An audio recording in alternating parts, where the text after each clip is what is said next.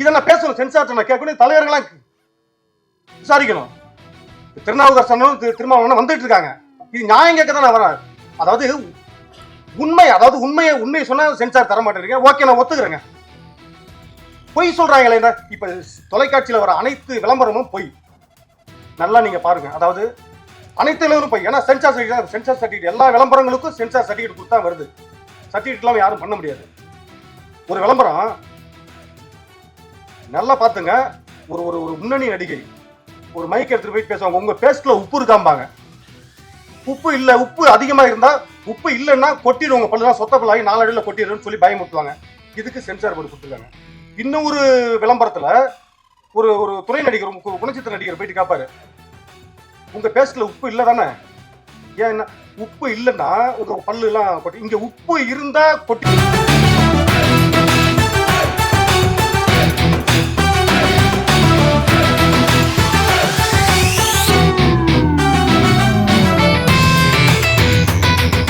எனது நெஞ்சார்ந்த நன்றியை தெரிவித்துக் கொள்கிறேன். அதாவது எனக்கு வந்து நான் சினிமாவுக்கு ஃபர்ஸ்ட் வந்ததிலிருந்து ஏதாவது ஒரு புதுமையாக பண்ணணும்னு தான் நான் முயற்சி பண்ணிட்டு இருக்கேன். ஆனால் சென்சார் போர்டால் நான் ரொம்ப பாதிக்கப்பட்டிருக்கேன். மிகப்பெரிய ஒரு மன உளைச்சலை சந்திச்சிருக்கேன். அதாவது நான் பண்ண ஃபர்ஸ்ட் ஷார்ட் ஃபிலிம் குறும்படமே நேசம்னு ஒன்று. அதாவது என்னுடைய எல்லாமே மொத்தம் இது வரைக்கும் நான் 4 படம் பண்ணியிருக்கேன், ஒரு குறும்படம் பண்ணியிருக்கேன்.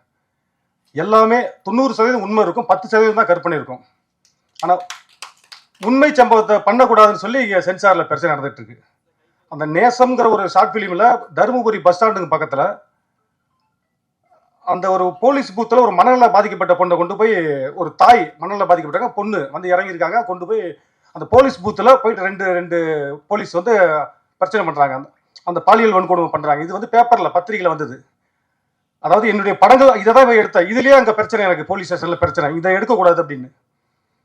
அதுக்கு பிறகு நான் வந்து முதல் படம் மாயவரம்னு சென்சாரில் படம்லாம் முடிச்சு சென்சாருக்கு போச்சு. ஒரு 45 நிமிஷம் படத்தை கட் பண்ணிட்டாங்க. என்ன சார் ஏன் இது அப்படிங்கும்போது, நான் வந்து அதை என்னுடைய படங்கள்லாம் நான் அவர்கிட்ட ஆர்கியூமெண்ட் பண்ணுறேன். பக்கீர் சாமின்னு ஒரு ஆர்வோ சார், இது வந்து நடந்த கதை. அதாவது எங்க ஊர்ல, அதாவது இப்ப சன் செய்தியாளர் இருக்காங்களே பிரபுதாசன், அவர் ஊரு, அவங்க ஊரு பக்கத்து ஊர்ல மணல்மேடு காவல் நிலையத்து பக்கத்துல. அந்த சம்பவம் நான் பஸ்ல வந்துக்குமா, அப்ப ஸ்கூல் படிச்சுட்டு இருக்கும்போது 1994. அப்போ ஒரு ஒரு ஒரு ஜம்புலிங்கிற ஒரு அக்யூஸ்ட தேடி வராங்க. தேடி வந்ததும் அது அக்யூஸ்டாங்கிறது கோர்ட்டு தான் சொல்லணும். காவல்துறையே வந்து ஒரு குற்றவாளின்னு அவருக்கு வந்து தேடி வராங்க அந்த பையனை. அந்த பையன் இல்லை. அந்த பையனோட சகோதரியை ஜீப்ல ஏற்றிட்டு போறாங்க. ஈவினிங் 6 மணிக்கு கொண்டுட்டு போயிட்டு ஸ்டேஷன்ல வச்சு, அப்பெல்லாம் சாராயம் ஊழல் தான் எங்க பார்த்தாலும், ஃபுல்லா டெல்டா மாவட்டம் ஃபுல்லா சாராயம் அதிகமா புழக்கத்தில் இருக்கும். அதை பறிமுதல் பண்ற அந்த சாராய மூட்டைகள் எல்லாம் காவல் நிலையத்தில் வச்சிருப்பாங்க. போலீஸ் எல்லாம் நைட்ல குடிப்பாங்க, ஃபுல்லா எடுத்து சாப்பிட்டு போதில் தான் இருப்பாங்க. மணல்மேடு காவல் நிலையம், இது எல்லா பத்திரிகையிலும் வந்திருக்கு. அப்ப அந்த பொண்ணை கூட்டு போயிட்டு நைட்டு விடிய காலில் ஒரு 4 மணி தான் கூட்டு வந்து வீட்டில் விடுறாங்க. வீட்டில் வந்து பாக்குறாங்க, தாய் பாக்குது, இந்த பொண்ணை பாக்குறாங்க, வெள்ளை கலர் ஜாக்கெட்டு, ஃபுல்லா ரத்தமா இருக்கு. ஒரு தாய் எப்படி பதறுவாங்க? அதை கேட்குறாங்க, என்னம்மா நடந்துச்சுன்னு.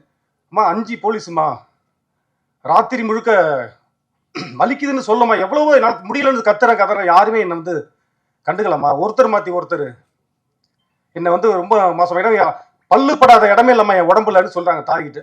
தாய் பதறி அடிச்சு தெரு மக்கள்கிட்டலாம் கூப்பிட்டு சொல்லி, இது ஒரு அரை மணி நேரத்துக்குள்ளே அந்த பால்டாயில குடிச்சிட்டு மொத்த குடும்பம் பலி. 6 உயிர் பலின்னு ஹெட்ல ஒரு எல்லா பத்திரிகையிலுமே நக்கீரன் அட்டப்படல் தான் அண்ணனே அங்கே வந்துட்டாங்க.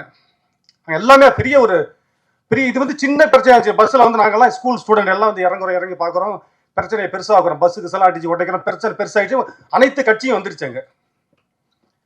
இந்த விஷயம் தான், இந்த 6 உயிர் பலி. ஆனால் அந்த குற்றவாளி 94 வாட்சாத்தி வழக்கிலே இன்னும் இப்போதான் தீர்ப்பு வழங்கியிருக்கு. இதுக்கெல்லாம் இன்னும் தீர்ப்பு இல்லை. குற்றவாளிகள் நல்லா தான் இருக்காங்க, யாரும் தண்டிக்கப்படல. இந்த விஷயத்தை தான் நான் முதல் படமாக எடுத்தேன். மாயவரம்னு ஊர். என்னுடைய படங்கள்லாம் பார்த்தீங்கன்னா மாயவரம், கொள்ளிடம், கபிலவஸ்து, இப்போ பொள்ளாச்சி, எல்லாமே அந்த ஊர் பேர். அந்த ஊரில் நடந்ததுங்கிறனால அது அப்படியே எடுப்பேன். இந்த கதையை நான் ஒரு தயாரிப்பாளர்கிட்ட சொல்லி இதை கொண்டு போய் எடுத்து எல்லாம் ட்ரை பண்ணி படத்தை போட்டு காமிச்சேன். இந்த படத்துக்கு சர்டிஃபிகேட் தர முடியாது, அப்படியே கொடுத்தா நிறையா கட் பண்ணுவோம் அப்படின்னு. சரி கொடுங்க, கட் பண்ணிட்டு கொடுங்க அப்படின்னு பார்த்தா 3/4 மணி நேரம் படம், கதையே புரியல. அப்போ ராமநாராயணன் சார் தான் வந்து பார்த்தாங்க, படம் போட்டு காமிச்சேன், இந்த மாதிரி விஷயம். இப்போ படம் நல்லா வந்திருக்கு, ஆனால் 3/4 மணி நேரம் படம் விட்டால் ஒன்றுமே 1.25 வந்து யூஏ சர்டிஃபிகேட் தான் தருவாங்கிறாங்க. இது வந்து சாத்தியப்படாது. இது சம்மந்தமாக மயிலாடுதுறையில் நடந்த ஊர் அந்த மாயவரம்னு சொல்லிட்டு அந்த ஊரில் உள்ள எம்பி எம்எல்ஏ எல்லாம் போய் கூப்பிட்டு அவங்கள்ட்ட ஏதாவது முறையிடுங்க அப்படின்னு சொன்னாங்க. நேராக நான் ஊருக்கு புறப்பட்டு மணிசங்கர் ஐயர் அப்போ எம்பி, இப்போ எம்எல்ஏவாக இருக்கிற ராஜ்குமார் தான் எம்எல்ஏ, 2 பேரையும் கூப்பிட்டு வந்து படத்தை போட்டு காமிச்சேன் 4 ஃப்ரேமில். படத்தை பார்த்துட்டு அவங்களும் போய் பேசுகிறாங்க. சென்சார் எதுவுமே முடியவே முடியாதுன்ட்டாங்க. படம் அப்போல்லாம் டேக்ஸு யூஏ சர்டிஃபிகேட்னாலே கொஞ்சம் டேக்ஸ் அதிகம். அதனால் சின்ன படங்களை யோசிப்பாங்க. அது அப்படியே போயிடுச்சு. அப்படியே அந்த படம் அப்படியே பெண்டிங்கில் நிற்கிது. இது வரைக்கும் சர்டிஃபிகேட் யூஏன்னு தான் கொடுத்தாங்க, வன்முறை படம்னு கொடுத்தாங்க. உண்மையை எடுத்ததுக்கு எனக்கு பிரச்சனை. அதாவது என்னுடைய படங்கள் 4 படமுமே அதாவது பத்திரிகை தான், என்னுடைய படங்களே பத்திரிகை தான். அதான் சொல்லிட்டு 90% உண்மை இருக்கும். அதை மீண்டும் தலைப்புச் செய்திகள் தான் என்னோட படம். அதாவது ஒரு செய்தி வந்துச்சுன்னா, இப்போ இந்த செய்தி, இந்த சம்பவம் மயிலாடுதுறை இந்த மலர்மேடு காவல் நிலைய சரகத்தில் நடந்த சம்பவம் 1 நாள் ஆச்சு, 2 நாள் ஆச்சு, 1 வாரம் ஆச்சு, அப்படியே மறைஞ்சு போச்சு. அதுக்கப்புறம் மீடியாவுக்கு அடுத்த பிரச்சனை நடக்கும், அதை எடுத்து போட்டு மெயினில் ஹெட் நியூஸாக வந்துட்டு இருக்கும். இது இப்படியே மறந்துடும். இப்போ இதுக்கு நீதி வேணும்னு நான் முதல் படமாக பண்ணும்போது இதை எடுத்து பண்ணேன். இந்த படத்தை எடுத்து பண்ணும்போது எனக்கு இந்த சென்சாரில் தான் பல பிரச்சனை சொல்லக்கூடாது இப்படி வந்துச்சு. அப்போ இன்னைக்கும் அதே பிரச்சனை தான். இன்னைக்கு என்ன நடக்குது? இப்போ அதுக்கப்புறம் கொள்ளிடம், கபிலவஸ்து, சின்ன சின்ன கிடுக்குப்பிடியில் தப்பிச்சு வந்துருச்சு 2 படமும். கொள்ளிடம் வந்து 2016 ரிலீஸு, 2019 கபிலவஸ்துலையும் எனக்கு நிறைய நெருக்கடி வந்துச்சு. ஆனால் அதை மீறிய சர்டிஃபிகேட் வாங்கி படத்தை ரிலீஸ் பண்ணிட்டேன் 2019. இப்போ இந்த படம் என்னன்னா, வந்து பொள்ளாச்சியில் எல்லாருக்கும் தெரியும். பொள்ளாச்சியில் நடந்த நக்கீரன் புக்கெல்லாம் நான் அதிகமாக வந்த எல்லா பேப்பரில் வந்து எல்லா கட்டிங்ஸையும் எடுத்து கதை பண்ணுவேன். 90% உண்மை. இப்போ தலைவருக்கு இப்போ என்னன்னா, இன்னைக்கு இந்த ஸ்டேஜில் கூட பாட்டை போடக்கூடாது, சீன்ஸ் எதுவுமே போடக்கூடாதுன்னு சொல்லி நெருக்கடி. இந்த படப்பிடிப்பு ஆரம்பிச்சதுல நெருக்கடி. இந்த கதை பண்ணுறதுக்கு இந்த புக்ஸில் வந்ததெல்லாம் கலெக்ட் பண்ணிட்டு, செய்தியில் வந்ததெல்லாம் கலெக்ட் பண்ணிட்டு, நான் போயிட்டு ஒரு 2 மாதம் பொள்ளாச்சியில் தங்கி பார்த்தேன். அதில் ஒரு சம்பவம் தான். என்ன ஒரு கொடுமைன்னா, பாதிக்கப்பட்ட பொண்ணு போய் வீட்டில் சொல்ல முடியல, இந்த மாதிரி அடிப்பாங்கன்னு பயப்படுவாங்க பொண்ணுங்க. சரி, ரொம்ப நாள் திரும்ப திரும்ப வந்து மிரட்டுறாங்கன்னு சொல்லி, சரி போலீஸ் ஸ்டேஷனில் போய் சொல்லணும்னு போலீஸ் ஸ்டேஷனுக்கு போனாக்கா, அங்கே போலீஸ் ஸ்டேஷனில் நான் காப்பாற்றுறேமான்னு சொல்லி இவங்க ட்ரை பண்ணிருக்காங்க. வீடியோ வாங்கி வச்சு உங்கள் அம்மா அப்பா நான் பேரண்ட்ஸுக்கு நான் அனுப்பிடுவேன் அப்படின்னு சொல்லி இவங்க பாலியல் வன்கொடுமை பண்ண ஆரம்பிச்சிட்டாங்க. இதெல்லாம் அதிகமாக வரல, செய்தியில் வரல. நான் வந்து பொள்ளாச்சியில் உள்ள எல்லா விஷயமும் நான் ஃபுல்லாக கலெக்ட் பண்ணி தான் ஆதாரமும் வச்சிருக்கேன். சொல்கிறேன், சென்சார் ஆதாரம் இருக்குன்னுட்டு அப்படின்ற தூக்கி வெளில போடுங்கிறாங்க. என்ன செய்யுது? நான் சொல்கிறேன் சார், நான் செய்தித்தாள் தான் என்னுடைய படத்துக்கு பேரே செய்தித்தாள்னு வச்சா பொருந்தும், அப்படி தான் சார் எடுத்திருக்கேன். இதில் என்ன சார் 109 கட்டு கொடுக்குறதுக்கு என்ன சார் பிரச்சனை? அவங்க சொன்ன வார்த்தை என்னன்னா, ஃபஸ்ட்டு சென்சார் போனதுமே என்எஃப்டி தேட்டரில் போட்டோம். படத்தை பார்த்துட்டு 2 மணி நேரம் படத்தை பார்த்துட்டு 4 மணி நேரம் விவாதம் பண்ணிட்டு என்னை கூப்பிட்டாங்க. இந்த படத்துக்கு சர்டிஃபிகேட் தர முடியாது. ஏன் சார், என்ன பிரச்சனை? இல்லை, 2 அரசியல் கட்சிக்குள்ள மோதல் வரும் இந்த படம் ரிலீஸ் ஆனா. என்ன சார், அப்படி ஒன்றும் பண்ணலையா சார்? 2 அரசியல் கட்சி மோதல் வரும், நாங்கள் சர்டிஃபிகேட் தர முடியாது, வேணா மேல்முறையீடு பண்ணுங்க. ரிவைசிங் கமிட்டி, நடிகை கௌதமி ஆர்டிஸ்ட் அவங்க தான் சேர்மன், 15 பேர் கொண்ட குழு பார்ப்பாங்க. சரி, ஓகேன்னு சொல்லிட்டு அதுக்கப்புறம் 1 மாதம் கழிச்சு ரிவைசிங் கமிட்டி ஏற்பாடு பண்ணாங்க. படம் பார்க்கும்போது என்எஃப்டி தேட்டரில் போயிட்டு உட்காந்துருக்கேன். நானும் எனது நண்பர் தான் உட்காந்துருக்கோம். ஒவ்வொருத்தராக வராங்க. பார்த்தா எல்லாம் துப்பாக்கி ஏந்திய போலீஸ் பாதுகாப்போட ஒரு சாமியார்லாம் வந்தாங்க. எனக்கு பயமாகிடுச்சு. அதுவும் மணிப்பூர்ல மத்திய பிரதேசத்துல வந்தாங்க. எந்த ஊருன்னு எனக்கு தெரியல. இன்னும் அப்படி ஒன்றும் படம் எடுக்கலையா? என்னது இது? பொள்ளாச்சியில் 4000 பெண்கள் பாதிக்கப்பட்டிருக்காங்க. கிட்ட 40-50 பெண்கள் அங்கேயே கொண்டு புதைச்சிட்டாங்க. இந்த போலீஸ் ஸ்டேஷனுக்கு சொல்ல போனவங்களாம் காணும், அடையாளமே இல்லை. யாரும் இதை பற்றி கண்டுக்கல. நான் ஆதாரம் வச்சிருக்கேன். இந்த படத்துக்கு போயிட்டு மணிப்பூர்லேருந்து சாமியார்லாம் எதுக்கு வரணும்? எனக்கு ஒரு பயம் வந்துச்சு. நம்மள சுட்டுக்கிட்டு போடுவாங்களா? படம் உட்காந்துருக்கேன். திருப்பி ஒரு 4 மணி நேரம் 5 மணி நேரம் டிஸ்கஸ் பண்ணிட்டு அதை கூப்பிட்டாங்க. கௌதமி மேடம் கேட்டாங்க. ஃபர்ஸ்ட் அந்த ஏஆர்ஓ முதல்ல அவங்க சொன்னது என்னன்னா, ஒரு பேப்பர் கொடுத்து எனக்கு படத்துல எண்டு கார்டு போட்டிருக்கீங்களா, அதை எழுதி கையெழுத்து போட்டு கொடுங்க, தூக்குறேன்னு. என்ன சார் போட்டிருக்கேன்? பாரதிராஜா படத்துல எல்லா டைரக்டர்ஸ் படம் முடியும் போது அந்த title card end card Bharathiraja sir அவர் ரசிகனா அவர் எண்டு கார்டை போட்டு ஒரு பாயிண்டை முடிப்பார். நான் தான் சார் இந்த பொள்ளாச்சி நடந்த பாயிண்டை முடிச்சிருக்கேன். நீங்க அதில் கையெழுத்து போட்டாதான் உங்கள்கிட்ட நான் பேசுவோங்கிறாரு ஏஆர்ஓ முத்துகிருஷ்ணன் சார். சரி, என்னதான் பேசுறாங்க பாப்பேன்னு சைன் பண்ணி கொடுத்தேன். அது என்ன கார்டுன்னா, படம் முடியும் போது பெண்கள் மீதான பாலியல் வன்கொடுமை தொடருமேயானால் பொள்ளாச்சி 2ஆம் பாகம் தொடரும், மணிப்பூர் என்ற பெயரில் போட்டார். இதுக்கு போயிட்டு இதை வந்து தூக்கணும் அப்படின்னா, சார் இது என்ன சார் பொள்ளாச்சி, அதாவது பெண்கள் மீதான பாலியல் வன்கொடுமை தொடருமேயானால் தான், தொடர்ந்தா தான் சார் நான் வந்து அடுத்த படம் பண்ண போறேன். அதை தூக்கணும் என்ன சார் தான்? அப்ப தூக்குனா இப்ப என்ன தொடருமா? இப்ப சென்சார் போர்டோட நோக்கம் என்ன? சென்ட்ரல் கவர்மெண்ட் நோக்கம் என்ன? பாலியல் வன்கொடுமை தொடருங்கிறீங்களா? நான் தான் கேட்குறேன். இதெல்லாம் இங்கே பேசவே கூடாது. சரி, அடுத்து என்ன பார்ப்போம்னு பார்த்தா பொள்ளாச்சிங்கிற டைட்டிலே தூக்கணும் சார். அந்த ஊர் நடந்தது, அதெல்லாம் அவங்க எதுவுமே ஏத்துக்கல. நான் எவ்வளவோ ஆர்கியூமெண்ட் பார்க்குறேன், ஃபுல்லா படத்துல எல்லாத்தையும் பார்த்துட்டு 109 கட்டு மொத்தம். நான் என்ன தப்பா பண்ணிட்டேன்? ஏதாவது ராமாயணத்தை பார்த்து எடுத்தேன், ஏதாவது கட்டு ராமாயணங்கிறது கட்டுக்கதை, அதை எடுத்தானே நீ 1000 கட்டு கூட நான் கவலைப்பட மாட்டேன். இது பொள்ளாச்சியில நடந்த கதை, இதை போய் எதுக்கு இப்படி கட் பண்றீங்க? நான் சொன்னேன் எதுவும் பேசக்கூடாது. என்ன சார் பேசக்கூடாது? எங்க பார்த்தாலும் வெறும் பாலியல் மயமா இருக்கு. முன்னெல்லாம் ஒரு ஒரு ஒரு 10 வருஷத்துக்கு முன்னாடி எல்லாம் பாத்தீங்கன்னா பேப்பர் தொலைக்காட்சியில எல்லாம் என்ன வரும்? எங்கேயாவது ஒரு பக்கத்துல சிறுமி பாலியல் வன்கொடுமை, மாணவி பாலியல் வன்கொடுமை, கற்பழிப்பு, இப்படிதான் வரும். அது எப்பாவது ஒரு இடத்துல மாசத்துக்கு ஒரு முறை அப்படிதான் வரும். இன்னைக்கு பேப்பர்ல பாத்தீங்கன்னா இப்ப அந்த பெண்ணுக்கு ஒரு சிறுமி பாலியல் வன்கொடுமை பண்ணப்பட்டா உடனே அந்த பேரண்ட்ஸ் என்ன பண்ணுவாங்க? காவல் நிலையத்துக்கு வந்து கம்ப்ளைண்ட் பண்ணுவாங்க. கம்ப்ளைண்ட் பண்ணிட்டு அவங்க என்ன பண்ணுவாங்க? குற்றவாளியை போயிட்டு பிடிச்சிட்டு வருவாங்க. பிடிச்சி வந்து கோர்ட்ல ப்ரொடியூஸ் பண்ணுவாங்க. கோர்ட்ல தண்டனை கொடுப்பாங்க, ஜெயிலுக்கு போவாங்க. இதான ஒரு வரைமுறை, இதான ஒரு கட்டமைப்பு இருந்துச்சு. இப்ப அந்த கட்டமைப்பு அப்படியே நொறுங்கி கிடக்கு. இப்ப பேப்பர்ல ஒரு 10 வருஷமா பேப்பர்ல என்ன செய்தி வருது பாருங்க. பேப்பர் தொலைக்காட்சி எல்லாத்துலயுமே பேப்பர் எடுத்தா யாருக்கு? ஜனங்களுக்கு இல்ல, ஜனங்களை காப்பாத்துறவங்களுக்கு. பெண் போலீஸுக்கு பாலியல் தொல்லை, பெண் தலைமை காவலருக்கு பாலியல் தொல்லை, எல்லா ரெக்கார்டு வச்சிருக்கேன், பேப்பர் கட்டிஷன் வச்சிருக்கேன். பேப்பர்ல வந்து நான் பேசுறேன். பெண் சப் இன்ஸ்பெக்டருக்கு பாலியல் தொல்லை, பெண் இன்ஸ்பெக்டருக்கு பாலியல் தொல்லை, பெண் டிஎஸ்பிக்கு பாலியல் தொல்லை, பெண் எஸ்பிக்கு பாலியல் தொல்லை. அப்ப என்ன? சரி, பெண் எஸ்பி தான் பாலியல் தொல்லை வந்துட்டா அடுத்து யாரு பார்த்தா, சரி இவங்கெல்லாம் யா பிரச்சனை நீதிபதி போவாங்க. இப்ப ஒரு 2 மாசத்துக்கு முன்னாடி ஒரு வீடியோ வருது, பெண் நீதிபதிக்கு பாலியல் தொல்லை. அவங்க என்ன சொல்றாங்க? எனக்கு வந்து தற்கொலை செய்துக்குள்ள அனுமதி தாருங்கள்னு குடியரசுத் தலைவருக்கு லெட்டர் போட்டிருக்காங்க, கடிதம் எழுதியிருக்காங்க. அப்ப நீதிபதிக்கே இங்க வந்து பாதுகாப்பு இல்லைன்னா இப்ப இந்த பாலியல் பொள்ளாச்சி மாற்றம் எடுத்திருக்காங்க. எனக்கு என்ன பாதுகாப்பு? எனக்கு பிரச்சனைனா யாருக்கிட்ட போவேன் சொல்லுங்க? பத்திரிகையை தான் சொல்லணும், வந்திருக்க தலைவர் தான் சொல்றேன்.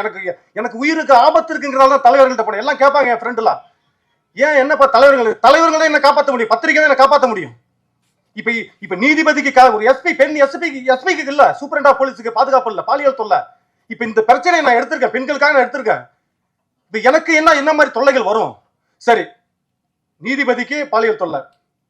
சரி, நான் இப்ப நேரம் ராணுவத்துக்கு போறேன், நீங்க வந்து என்ன வந்து காப்பாத்துங்கன்னு போனேன்னா, இப்ப ராணுவம் இப்ப மணிப்பூர்ல என்ன நடந்துச்சு? ஒரு வீடியோ வந்து எல்லாம் பார்த்திருப்பீங்க. என்ன வந்தது?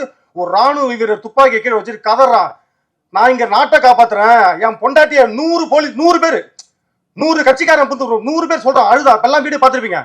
தூக்கிட்டு போயிட்டு மாறி கற்பழிக்கிறாங்க, பாலியல் வன்கொடுமை கதறான், எல்லாம் பார்த்திருப்பீங்க, ரெக்கார்டு இருக்குன்ட்டு. ஒரு நாட்டோட ராணுவ வீரருக்கு மனைவிக்கே இந்த மாதிரி நடக்குது. அப்ப என்ன நாடு இது? பாரதியார் இருந்தா இப்ப என்ன கேட்டிருப்பாரு? இது என்ன பாரத தேசமா இல்ல பாலியல் தேசமா தான் கேட்பாரு. இப்ப அதை விட ஒரு பெரிய கொடுமை என்னன்னா, எல்லாம் அவங்க சொன்னதெல்லாம் நான் ஓகே பண்ணி, அந்த படம் வெளியில வரணும்னா கடன் வாங்கி நான் தயாரிப்பு, நானு டைரக்டர் மட்டும் இருந்தா பயமாயிருச்சு. எப்படி எல்லாருக்கும் செட்டில்மெண்ட் பண்றது என்னங்கிற ஒரு பயம் வந்துச்சு. சரி, அப்புறம் ஒரு வழி, சரி என்ன பண்ணாலும் இப்போ ஓகே எல்லாத்துக்கும் ஒத்துக்கிட்டு கொண்டு போய் கொடுக்குறாங்க. பொள்ளாச்சி டைட்டில் கொடுத்துட்டு அதை ஃபர்ஸ்ட் அந்த பொள்ளாச்சி தூக்கிட்டு அப்புறம் 3 முறை சென்சார் மாற்றி இப்போ கருப்பு பூமின்னு கொண்டு போய் கொடுத்தேன். இது கருப்பு ஒரு சிஜி கிராபிக்ஸ் பண்ணால் 50,000 செலவாகும். ஒரு டைட்டில் மாற்றினா போய் சங்கத்தில் பதிவு பண்ணணும். இவ்வளவு பண்ணி வெறிப்பி அதை பப்ளிசிட்டி கிளியரன்ஸ்லாம் வாங்கி கொண்டு போய் எல்லாம் பண்ணி அவங்க சொன்ன 109 கட்டுக்கும் உடன்பட்டு கொண்டு போய் படத்தை கொண்டு போய் கொடுத்தா சமர்ப்பிச்சாச்சு. நேத்தி சென்சார் போர்டு ஆன்லைனில் ஸ்டேட்டஸ், நேத்தி தான் ரிசல்ட் வருது. எனக்கு சர்டிஃபிகேட் கொடுப்பாங்க அப்படின்னு பார்த்தா நேற்று வந்து ஆன்லைனில் ஸ்டேட்டஸ் என்ன வருதுன்னா, பார்த்ததுமே அதிர்ச்சி ஆகிடுச்சு. உடனே நான் ஐஏஎஸ் சென்சார் ஆர்வோ பாலமுருகன் சாருக்கு ஃபோன் பண்ணி கேட்குறேன், சார் என்ன சார் அதிர்ச்சியாக இருக்குது சார், எனக்கு என்ன சார் கருப்பு பூமி வச்சுருக்கேன், இதை போய் மாற்ற சொல்லி அனுப்பியிருக்கீங்க என்ன சார் அப்படின்னு. ராத்திரி முழுக்க தூக்கம் இல்லை. ஆமாங்க, கருப்பு பூமி நீங்கள் வைக்கக்கூடாது சார், பொள்ளாச்சி அங்கே கேஸ் நடந்துட்டுருக்கீங்க, அதை தூக்கிட்டேன். என்ன சார் கருப்பு பூமின்னா? சார் இது என் தாய் மண்ணு சார், என் தாய் நாடு மணிப்பூர். எனக்கு இப்போ அதிர்ச்சி ஆகிடுச்சு, இந்த டைட்டிலே இப்போ இல்லைங்கும் போது அதான் அண்ணன் சொன்னேன்னா பாடலை நிறுத்துங்க, இப்போ ரிலீஸ் பண்ண வேணாம், இது என்ன செய்யணும், ஒரு தீர்வு கட்டணும். நேற்று சர்டிஃபிகேட் கிடைக்கும் போது இந்த டைட்டிலும் தூக்குனா அப்போ இது கருப்பு பூமின்னு நான் சொல்லக்கூடாது. இப்போ நீங்கள் என்ன பூமின்னு சொல்றீங்க? சென்சார் போர்டு சென்ட்ரல் கவர்மெண்ட் தான். இப்போ என்ன பூமி அவங்க நினைச்சிட்டு இருக்காங்கன்னு தெரியல எனக்கு. மணிப்பூர் பாலியல் பூமி ஆயிடுச்சு, மத்திய பிரதேசம் பாலியல் பூமி ஆயிடுச்சு, உத்தரப்பிரதேசம் பாலியல் பூமி ஆயிடுச்சு. அப்ப தமிழ்நாடு அந்த நோக்கமா? இப்ப சென்சார் போர்டு யாருக்கு சப்போர்ட் பண்றீங்க?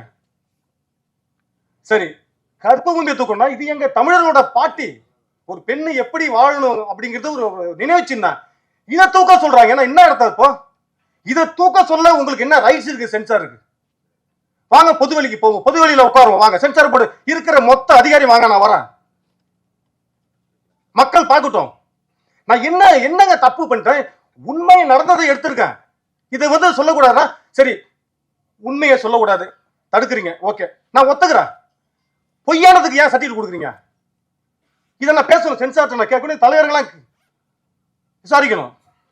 திருநாவுக்கரசனும் திருமாவளவனும் வந்துட்டு இருக்காங்க, இது நியாயம் கேட்க தான் நான் வரேன். அதாவது உண்மையை சொன்னா சென்சார் தர மாட்டேங்க, ஓகே நான் ஒத்துக்கிறேங்க. பொய் சொல்றாங்களே, இப்ப தொலைக்காட்சியில வர அனைத்து விளம்பரமும் பொய், நல்லா நீங்க பாருங்க. அதாவது அனைத்து பொய், ஏன்னா சென்சார் சர்டிபிகேட் எல்லா விளம்பரங்களுக்கும் சென்சார் சர்டிபிகேட் கொடுத்தா வருது, சர்டிபிகேட் இல்லாம யாரும் பண்ண முடியாது. ஒரு விளம்பரம் நல்லா பாத்துங்க, ஒரு ஒரு முன்னணி நடிகை ஒரு மைக் எடுத்துட்டு போயிட்டு பேசுவாங்க, உங்க பேஸ்ட்ல உப்பு இருக்காம்பாங்க, உப்பு இல்ல, உப்பு அதிகமா இருந்தா, உப்பு இல்லைன்னா கொட்டிடுவாங்க, பல்லுலாம் சொத்த பல்லாகி 4 அடியில் கொட்டிடுன்னு சொல்லி பயமுறுத்துவாங்க. இதுக்கு சென்சார் போர்டு கொடுத்துருக்காங்க. இன்னொரு விளம்பரத்துல ஒரு ஒரு துணை நடிகர், குணச்சித்திர நடிகர் போயிட்டு காப்பாரு, உங்க பேஸ்ட்ல உப்பு இல்லை தானே, ஏன் உப்பு இல்லைன்னா உங்க பல்லு எல்லாம் கொட்டி, இங்க உப்பு இருந்தா கொட்டிடுன்னு சொல்றாங்க, உப்பு இல்லைன்னா கொட்டிடுன்னு சொல்றாங்க. 2 விளம்பரத்துக்கு சர்டிஃபிகேட் கொடுத்துரு, வெரி குட்னு. இது எப்படி? அப்ப பல் டாக்டர் எது உண்மை? அப்ப பணம் வாங்கிட்டு சர்டிஃபிகேட் கொடுக்குறீங்களா? இப்ப பல்லு டாக்டர் இருக்காங்க, பல் மருத்துவ மாணவர் இருக்காங்க, பல்லு ஆராய்ச்சி கழகமா இருக்கு, இப்ப இவங்களோட அனுமதியோட வேற வருது. எப்படி இது? உப்பு இருந்தாலும் கொட்டிடுங்க, உப்பு இல்லைனாலும் பல்லு போயிடும், என்ன அர்த்தம்? உலகத்துல இது வரைக்கும் எந்த நாட்டிலையுமே, இந்தியாவில் மட்டும் எந்த நாட்டிலுமே இன்னும் தலையில முடி வளர்றதுக்கு, கொட்டின முடி வளர்றதுக்கு மருந்து கண்டுபிடிக்கல. இது ரெக்கார்டு இருக்கு, எல்லாருக்கும் தெரியும். இது சென்சார் போர்டுக்கு தெரியாதா? சென்ட்ரல் கவர்மெண்ட் தெரியாதா? பார்லிமெண்ட்ல பாதி பேருக்கு தலையில முடி இல்ல, நீங்க டெஸ்ட் பண்ணலாம்ல. வருது பாருங்க, இவங்க சர்டிஃபிகேட் கொடுத்துருக்காங்க, 1000 ஒரு நாளைக்கு 1000 விளம்பரம் வருது.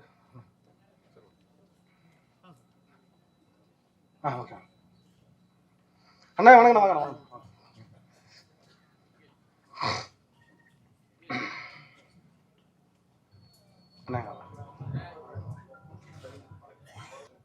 அண்ணன் அவர்களுக்கு நன்றி.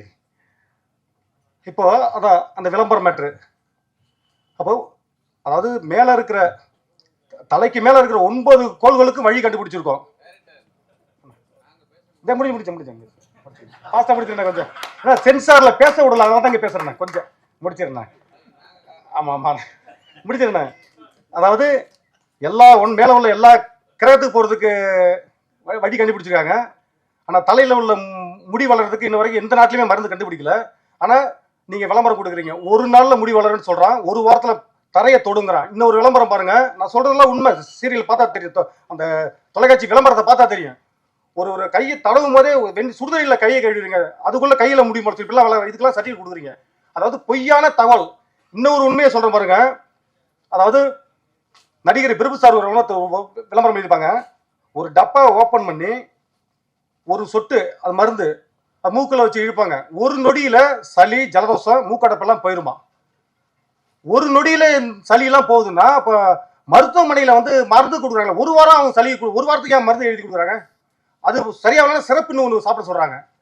அப்ப சளிக்கு மாத்திரை கண்டுபிடிச்சதெல்லாம் மருத்துவர்கள் எல்லாம் பொய்யா? இதுக்கு எப்படி நீங்க இது பண்ண? அண்ணாமலை இன்ஸ்டியூட்ல யோகா ஃபர்ஸ்ட் கிளாஸ்ல பாஸ் பண்ணியிருக்கேன். இப்ப ஒரு மூச்சு உள்ள இழுக்கிறதுக்கே 3 செகண்ட் 4 செகண்ட், அதிகபட்சம் 5 செகண்ட் ஆகும், 5 நொடி ஆகும். வெளியில கொண்டு வர்றதுக்கு ஒரு 5 நொடி ஆகும். அப்ப 10 நொடி உள்ள போயிட்டு வர்றதுக்கு நீ ஒரு நொடியில சளி மூக்கடப்பு எல்லாம் போயிரும்னா அவன் சொல்றான், நீ வந்து பண்ற இது வந்து சர்டிஃபிகேட் கொடுக்குற, வெரி குட்னு சர்டிஃபிகேட் கொடுத்தா டிவியில வருது. நான் உண்மையை பண்ணி வச்சிருக்கேன், சர்டிஃபிகேட் கொடுங்க யோசிக்கிறேன், தர மாட்டேங்கிறேன். அப்ப இதுக்கு என்ன இது என்ன தீர்ப்பு, என்ன நியாயம்? எனக்கு நியாயம் வேணும். என்ன இது? எப்படி? இதுதான், அதாவது பொய் சொன்னா சர்டிஃபிகேட் கொடுக்குறாங்க, உண்மையை சொன்னா சர்டிஃபிகேட் கொடுக்கல. இதுதான் இப்ப உள்ள பிரச்சனை. அதாவது என்னுடைய படங்கள் மொத்தமே, அதாவது எல்லாமே இந்த மாதிரி பெண்களுக்கு விழிப்புணர்வு ஏற்படுத்துற மாதிரி தான் நான் படம் எடுத்துட்டு இருக்கேன். இப்ப என்னுடைய அடுத்த படம், இப்ப இயக்குநர் சங்கத்துல செல்மணி சார் அவர்கள் தலைமையில 2500 பேர்கிட்ட கதை கேட்டு 52 கதைகள் தேர்வு செய்யப்பட்டிருக்கு. அதுல 10 படத்தை ஐஸ்வரி கணேஷ் ஐயாவே தயாரிக்கிறேன் இருக்காங்க. அந்த 52 ஸ்கிரிப்ட்ல நானும் ஒரு ஸ்கிரிப்ட் ஓகே பண்ணியிருக்கேன். அப்ப அந்த கதை என்னன்னா பாலியல் தான், அதுவும் பாலியல் வன்கொடுமை தான். அதாவது நவீன முறையில் நடக்குது இப்பெல்லாம் பாலியல். அதாவது ஒரு சில இடத்துல நான் சொல்றேன், 5 பெண்கள் வேலை பார்க்குற இடத்துல ஒரு பெண்களுக்கு பாலியல் தொல்லை நடக்குது. 5000 பெண்கள் 10,000 பெண்கள் ஒரு நிறுவனத்துல ஒரே ஒரு கம்பெனியில வேலை பார்க்குறாங்க, அங்க எப்படி நடக்கும்? அங்க இருக்காது. சப்போஸ் அந்த பொண்ணு பாலியல் பாதிக்கப்பட்டு வெளியில போய் சொல்ல முடியாது, சொன்னா அந்த கம்பெனி நடத்துறவங்களாம் ஆட்சி அதிகாரத்துல முக்கியமான போஸ்டிங்ல இருக்காங்க. எப்படி அந்த பொண்ணு வெளில சொல்ல முடியும்? தற்கொலை பண்ணிக்கும். இது ஒரு பக்கம் நடந்துட்டு, இதுதான் அடுத்த கதை. ஆர்கே செல்வன் சார்ட்ட தான் ஜூம் கால்ல கதை சொல்லி ஓகே பண்ணி வச்சிருக்கிறேன். இப்ப அடுத்த படம் என்ன வந்து எப்படி 15 கோடி ரூபாய் பட்ஜெட், இந்த படத்துக்கு எப்படி என்ன நம்பி பைனான்சியர் வருவாங்க? படம் எப்படி பணம் பண்ண யோசிப்பாங்கல்ல. இவன் நேசமுரளி படம்னா சென்சார்ல மாட்டிக்கும், நிறைய காட்சியை கட் பண்ணுவாங்க. இதுல 109 கட்டணும், அதுல எத்தனை கட்டு வரும்? அதுவும் பாலியல் வன்கொடுமை தான் கண்டென்ட். எப்படி? இதுதான் எனக்கு பிரச்சனை. எனக்கு வந்து இந்த படம் எடுத்ததுலேருந்து எனக்கு பிரச்சனை. எனக்கு பாதுகாப்பு இல்லை. அதுதான் தலைவர்கள்லாம் நான் வர வச்சு கேட்டிருக்கேன். ஏன்னா எங்க பார்த்தாலும் இதான் எல்லாம் ஃபுல்லா பாலியல் மயமா இருக்கு. இந்த படம் எனக்கு இது பிரச்சனை இல்லை. இந்த கற்ப பூமிக்கு ஏன் தரமாட்டேங்கிறாங்க? அதுக்கு எனக்கு நீதி வேணும். அதான் பத்திரிகை நீங்க தான் கேட்டு சொல்லணும். இதுல இன்னும் ஒரு விஷயத்த சொல்லி முடிச்சுக்கிறேன். இன்னும் ஒரே ஒரு பாயிண்ட சொல்லி ஆகணும். அதாவது ஃபர்ஸ்ட் சென்சார்ல சர்டிபிகேட் தர முடியாதுக்கு ரீசன் சொன்னது என்னன்னா, 2 பொலிட்டிக்கல் கட்சியில மோதலை உருவாக்குற மாதிரி நீங்க படம் எடுத்திருக்கீங்க. 2 கட்சி, சரி 2 கட்சினா என்ன தெரியும், தமிழகத்துல 2 கட்சி பெரிய கட்சி. அப்போ இவங்க என்ன சொல்றாங்க, சொல்லுது யாரு? Chairman Gautami madam. அவங்க இப்ப சொல்லிட்டு எங்க போயிருக்காங்க? இடையில ஒரு ஒரு 4 நாளுக்கு முன்னாடி ஒரு போட்டோ பார்த்துட்டு அதிர்ச்சி ஆயிடுச்சு. இப்ப 2 கட்சியில மோதல் உண்டாகும் சொல்லலாம். அந்த ஒரு கட்சியில போய் நீங்க இணைஞ்சிருக்கீங்க. இப்ப நீங்க நான் வந்து அந்த ஒரு கட்சி, நீங்க இணைஞ்ச கட்சியில உள்ளதான் பாலியல் குற்றவாளிகள் எனக்கு எல்லாருக்குமே தெரியும். அப்போ நான் என்ன செய்யறது?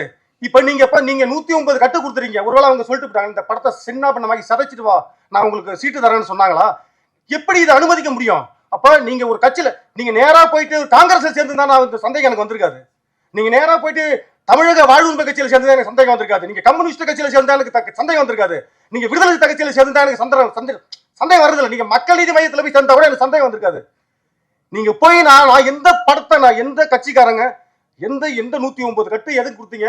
ஒரு கட்சியில உள்ள நீங்க இத்தனை பேரை நீங்க வந்து சொல்லிருக்கீங்க, அட்டாக் பண்ணிருக்கீங்க. அப்ப 109 கட்டு கொடுத்துட்டு போய் நீங்க அந்த கட்சியிலே சேர்றீங்களா? அப்ப நான் எப்படி நம்புறது உங்களை?